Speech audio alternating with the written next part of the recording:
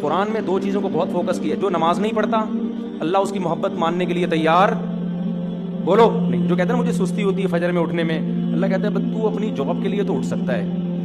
آپ کی girl friend جو بڑی چہیتی تھی اس نے ٹائم دیا کہ میں صبح 4:30 بجے قائد اعظم کے مزار پہ ملوں گی,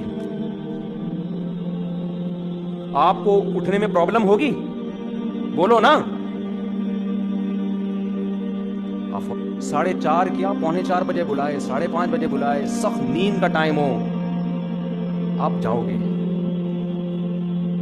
تو اللہ جو فجر کی نماز جماعت سے نہیں پڑھتا 100 دعوے کرے مجھے اللہ سے محبت, اللہ اس دعوے کو ماننے کے لیے تیار نہیں ہے. یہ بدنی بات ہے جس میں اپنی باڈی کھپانی پڑتی ہے.